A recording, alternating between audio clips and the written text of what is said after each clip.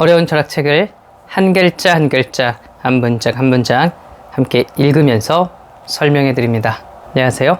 철학책을 강독해 주는 남자 철강남입니다. 지난 시간까지 우리는 칸트의 감성에서부터 시작해서 저 선언적인 연역을 통하여 오성까지 다 알아보았는데요. 너무나 어려운 칸트의 1차 텍스트를 가지고 여러분들이 이해하려고 따라오시느라고 너무나 수고하고 너무나 애쓰셨습니다. 지난 시간에 예고해드린 대로 오늘부터는 칸트 철학인문이라는 책으로 진도를 나가려고 해요. 우리는 원서를 읽었기 때문에 이 책의 내용이 그렇게 어렵지도 않을 것 같고요. 글씨도 커서 읽기도 훨씬 편할 것 같네요. 만약에 반대로 이 책을 읽고 칸트의 1차 텍스트를 보았다면 여러분들이 칸트를 잘 이해하기 어려웠을 거고요. 칸트의 1차 텍스트를 먼저 보았기 때문에 이 책을 쉽게 이해할 수 있는 거니까요. 그 전후 관계, 선후 관계를 놓치지 마십시오. 앞으로 여러분들이 어떤 책을 보더라도요. 우선 1차 텍스트를 읽고 그 다음에 내용이 이해 안 되니까 2차 텍스트, 소개해준 텍스트를 읽어야 되지 2차 텍스트를 먼저 읽고 1차 텍스트를 읽으면 별로 그렇게 크게 도움이 되지 않습니다.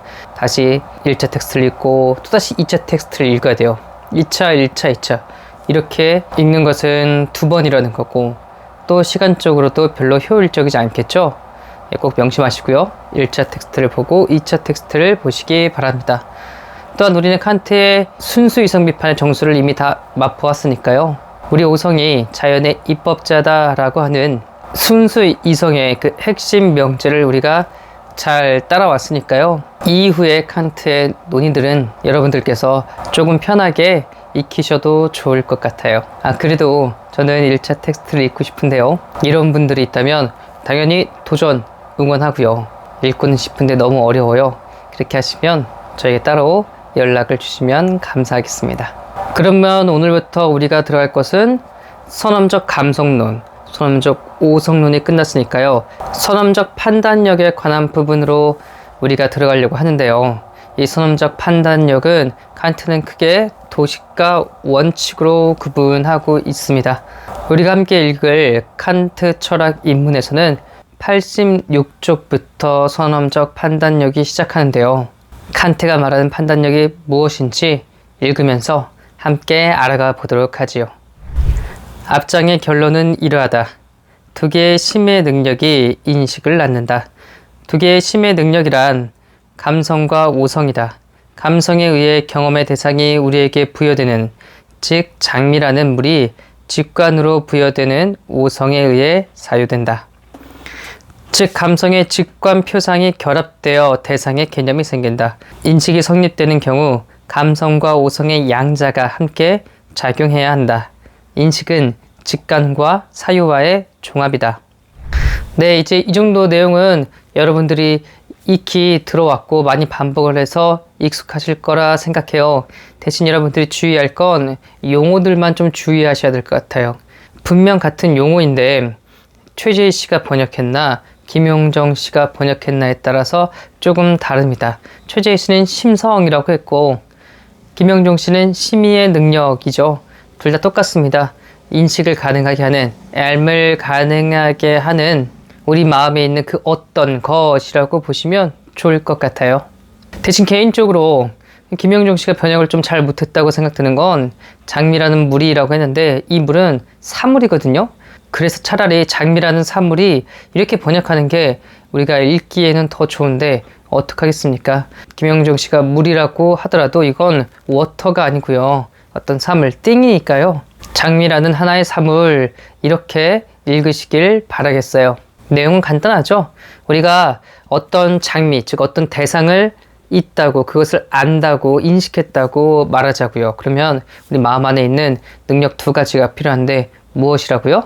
네, 장미의 정보 혹은 장미의 이미지, 어떤 상들을 받아들일 수 있는, 수용할 수 있는 능력인 감성이 필요하고요. 이런 정보들을 가지고 종합하여 어떤 대상이 장미이다, 의자이다, 책상이다 라고 말할 수 있는 사유하는 능력, 저 오성의 능력이 필요하다고 이야기를 하고 있네요.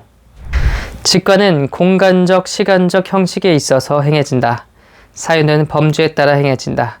공간, 시간 및 범주는 우리 인식의 근본 형식인 것이다. 이들 형식은 경험에서 독립되어 생기며 따라서 선천적이다. 근본 형식에 의해 경험 일반은 비로소 가능해진다.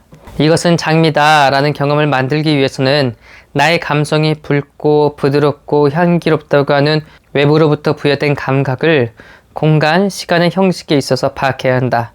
다음에 나의 오성은 이 단순한 직관 표상을 실체 개념의 관점 아래 종합해야 한다.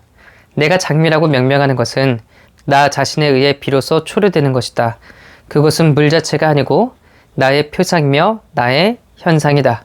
모든 현상은 공간, 시간 및 범주에 의해 비로소 성립되는 것이므로 나는 모든 현상에 있어서 바꾸어 말한다면 사물에 있어서 공간, 시간 및 범주를 다시금 발견해야 한다. 네, 이것도 그렇게 어렵지 않은 내용입니다. 우리가 어떤 대상을 보고요, 이것은 장미다 라고 말을 하는 것은 결국엔 이 장미가 주는 붉다, 부드럽다, 향기롭다 라고 하는 여러 가지 정보를 수용해야 되고요. 그리고 이런 정보들을 가지고 종합하여 이렇게 붉고 향기롭고 부드러운 것은 장미구나 라고 이 사유 능력을 발동하여 이것은 장미다 라고 하는 그런 알미, 인식이 생긴다고 칸트는 이야기하고 있네요. 그런데 그냥 아무렇게나 우리가 받아들이고 아무렇게나 사유하는 게 아니죠. 어떻게 받아들이고 어떻게 사유하나요? 네, 그렇습니다. 받아들일 때는 시간과 공간이 우리 인식의 알의 어떤 틀, 형식이 되고요. 사유에서는 저 12가지 범주가 우리의 인식, 알의 틀이 되어 우리는 무엇을 안다고 이야기합니다. 어떤 개념을 얻게 된다고 이야기해요. 그러나 우리는 이제까지는 커다란 곤란을 느끼지 않았다. 오성에는 직관표상, 예컨대 붉고 부드럽고 향기롭다는 따위가 부여된다. 오성은 범주의 관점에 따라 그들 직관표상을 서로 결합해야 한다. 그러나 12개의 범주가 있다. 그렇다면 오성은 어떠한 범주를 적용해야 하는가? 예컨대 붉다, 희다를 실체의 관점에 따라 결합해야 하는가? 실체의 관점에 바탕을 두고 결합하면 우리는 사물의 표상, 즉 붉다, 부드럽다의 증표를 갖는 실체의 표상을 얻는다. 혹은 어속은 붉다, 부드럽다는 이 직관의 원인성의 범주를 적용해야 하는가? 원인성의 범주를 적용하면 우리의 마음에 붉은 빛은 부드러움의 원인이다 라는 표상이 생긴다. 어느 것이 바른가? 누가 오성에 대해 결말을 짓는가? 네, 앞에서는 우리가 보기에 감성과 오성이 있다고 한다면 이 둘이 결합하여 인식과 알미 발생되니까 다 끝난 것 아니야? 이렇게 말을 할 텐데요. 여기에 우리가 생각하지 못했던, 예상하지 못했던 또 다른 결론이 발생한대요. 무슨 문제냐면 바로 감성을 통해서 들어온 많은 정보들이 있어요. 이 정보들을 오성의 저 범주하고 결합시킬 텐데 어떤 정보를 어느 범주에 결합시켜야 되나? 이게 분명하지 않다는 거예요. 예를 들어 우리는 실체와 속성이라는 이런 범주를 가지고 있습니다. 그러면 어떤 것을 실체에 두고 어떤 것을 속성에 둘까요? 장미가 준 여러 정보 중에서 붉다라는 것을 혹은 부드럽다는 것을 실체에 둘까요? 아니면 이 붉다, 부드럽다를 12개의 범주 중에 하나인 인과성에다 한번 두어볼까요? 붉다가 원인이고 부드럽다를 결과라고 쳐볼게요. 반대로 해도 상관이 없습니다. 부드럽다가 원인이라고 하고 붉다를 결과라고 해볼게요. 자, 그러면 장미에 대한 올바른 인식을 가질 수 있게 될까요? 아니겠죠. 그러므로 이 관계를 정리해 주는 매개의 역할을 하는 그 무엇이 필요하다고 칸트는 이야기하고 있어요. 즉, 그래서 칸트가 말하는 판단력은 우리에게 숱하게 많이 들어오는 저 정보들을, 저 표상이나 이미지들을 어느 범주에 적절하게 맞춰야 될까? 즉, 일정한 규칙에 잘 포섭하는 그런 능력이라고 보시면 좋을 것 같아요. 이 곤란은 항목의 범주의 모든 것에 나타난다. 왜냐하면 오성은 부여된 직관표상을 모든 개개의 경우에 있어서 분량, 성질, 관계, 양상의 바탕을 두고 제약되어야 하기 때문이다. 장미에서 말한다면 오성은 우리에게 다음과 같이 말할 수 있다. 장미는 단일성, 수다성 혹은 총체성인가 어떤가? 장미는 현실적인가 비현실적인가 혹은 제한적으로 현실적인가 어떤가? 장미는 실체와 부수성과의 관계, 원인과 결과 혹은 상호작용의 관계에 있어서 규정되는가 어떤가? 장미는 단지 가능적 뿐인 존재인가? 현실적으로 존재하는가? 혹은 필연적으로 존재하는가 어떤가? 그러므로 오성은 내 항목의 범주를 직관적으로 부여된 대상에 적용되어야 한다. 그러나 네 가지 경우에는 그릇된 범주에 미칠지도 모른다. 누가 오성에 대해 말하는가? 네, 그래서 칸트는 감성을 통과해서 들어온 많은 정보들이 저 범주에서 어떻게 결합되는가 예를 들어서 한번 비춰봤네요. 분량, 성질, 관계, 양상에 따라서 분량에는 전체적인가 하나인가, 성질에서는 실제적인가 부정적인가, 관계에서는 실체와 속성인가 인과성인가, 양상에서는 가능성인가 현실적인가 혹은 필연적인가. 제가 뭐 다 12가지를 말하지는 않았지만요.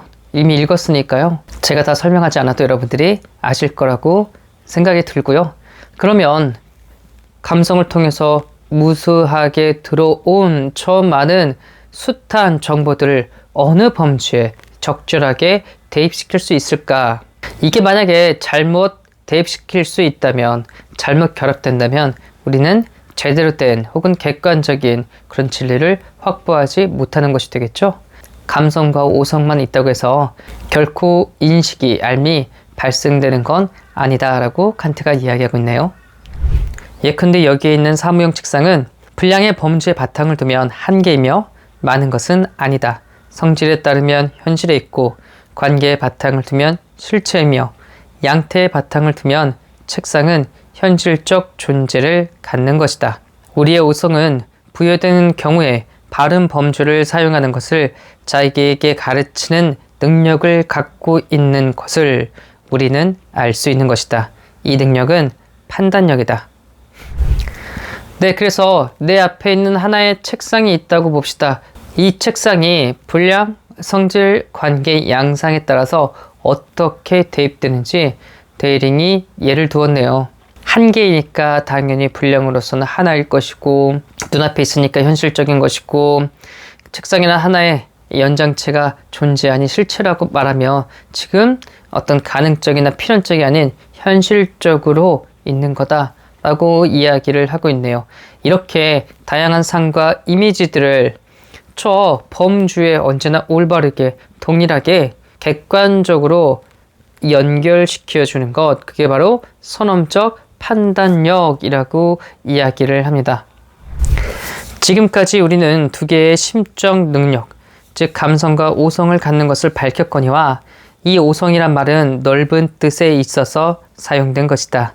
오성은 세 개의 인식 능력, 즉 좁은 의미의 오성, 규정적 판단력 및 이론 이성 등을 포함하고 있다. 좁은 의미의 오성은 우리에게 사유 규칙, 예컨대 범주를 부여한다. 그러한 오성은 규칙의 능력으로서 설명된다. 규정적 판단력은 그와 같은 오성의 규칙에 포섭하는 능력, 즉 어떤 것이 오성으로부터 부여된 규칙에 따르는가, 따르지 않는가를 결정하는 능력이다. 그러므로 규정적 판단력은 특히 어떠한 범주가 부여된 직관에 적용되는가까지도 결정한다. 혹은 바꾸어 말한다면 규정적 판단력은 오성 개념을 현상에, 즉 직관에 적용하는 것이다. 그것은 또 그것에 의해 인식이 비로소 가능해지는 그와 같은 작용에 바탕을 두고 말한다면 선험적 판단력이라 불릴 수 있는 것이다. 네, 데이링은 이야기합니다. 실은 칸트가 이야기했던 거죠. 칸트가 이야기했던 걸 데이링이 다시 한번 조금 더 쉽게 풀어 쓰는 거니까요. 우리는 앞에서 감성과 오성을 통해서 인식이 가능하다고, 알미 가능하다고 이야기했는데, 지금까지 앞에서 말했던 그 오성은, 칸트가 말했던 이 오성은 실은 넓은 의미의, 큰 의미에서의 오성이라고 이야기를 해요. 이 오성도 실은 칸트는 단계가 있다고 말을 합니다. 그래서 우리가 오성의 순수한 개념인 범주에 의해 규칙을 주는 그런 오성, 이것이 규칙의 오성, 오성의 1단계고요. 두 번째 단계는 다양한 정보들을, 표상들을 저 12범주에 맞게 잘 규정해 주는 것, 연결해 주는 것, 잘 포섭해 주는 능력, 이건 판단력이고요. 이성은 여기에선 설명하지 않죠. 그죠? 이론 이성이라고만 이야기를 하고 있어요. 물론 이 이성에 대해서는 제가 일전에 한번 이야기를 해줬었는데요. 칸트는 이 이성을 어떤 원리에 의한 통일, 원리에 의한 종합이라고 이야기를 하고 있어요.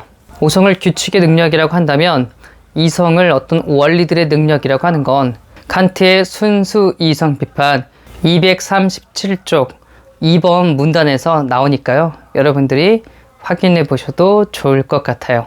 이렇게 감성을 통해서 얻어진 많은 정보와 많은 상들을 저 12범주에 잘 규칙적으로 포섭하고 매개해 주는 것, 이런 능력이 우리가 애초에 선천적으로 가지고 태어났다면 이것은 경험적이 아니라 선험적인 거겠죠. 그래서 칸트는 다양한 경험과 범주를 연결시켜주는 선천적 능력을 연구하고 탐구하는 걸 선험적 판단력이라고 이야기를 하고 있네요. 그런데 규정적 판단력, 즉 선험적 판단력은 어떻게 순수 오성 개념을 직관에 적용할 수 있는가? 경험적 직관과 순수 선천적 오성 개념은 공통되는 아무것도 같지 않는다. 붉고 부드럽고 향기롭다는 단순한 직관과 실체라는 순수 오성 개념 사이에는 아무런 관련도 없다. 그렇다면 판단력은 이 양자 사이에 어떻게 관련을 발견할 수 있을까? 어디에 매개자가 있을까? 판단력이 이것을 발견하였을 경우 판단력은 어떠한 규칙에 따라 경험적 직관을 순수 오성 개념 아래 포섭해야 하는가? 이것은 이 철학의 주요한 문제이다. 왜냐하면 판단력이 바르게 포섭하지 않으면, 즉 판단력이 범주를 그릇 적용한다면 매우 하찮은 과오를 범하기 때문이다. 칸트는 다음과 같이 확언한다. 철학은 우리가 갖는 근소한 순수 오성 개념을 사용하는 데 있어서의 판단력의 실패를 방지하기 위해 명민성과 음미의 기술을 남김없이 발휘한다. 네, 이 문단의 내용은 크게 어려운 건 아닌 것 같아요. 앞에서 판단력은 저 많은 이미지들과 표상들을 범주에 바르게 결합하는 거라고 했잖아요. 바로 저 이미지들을 범주에 바르게 결합하고 매개시키는 그 능력과 원리를 철저하게 밝혀야 된다. 이렇게만 이해하시면 좋을 것 같습니다. 오성의 순수한 개념, 이제 뭔지 제가 다시 말씀 안 해도 알고 계시겠죠? 네, 범주입니다. 저 오성의 순수한 개념을 범주라고 생각하고 읽으면 더 잘 이해가 되실 것 같네요. 오늘 읽은 부분은 선험적 판단력의 서른이라 결국에는 감성과 오성만 가지고는 인식이 발생되는 것이 아니라 감성을 통해서 얻어진 정보들을 저 범주에 잘 결합해야 될 텐데, 잘 매개해야 될 텐데, 그런 능력을 칸트는 판단력이라고 했고, 이 판단력의 원리와 어떤 역할을 하는지는 다음 시간부터 한번 읽으면서 알아가 보도록 하지요. 어떠신가요? 여러분 좀 쉬워지셨나요? 그랬기를 바라면서요. 오늘 또 이렇게 어려운 책, 어려운 내용 저와 함께 읽고 생각하느라고 너무나 수고하고 애쓰셨습니다. 감사합니다.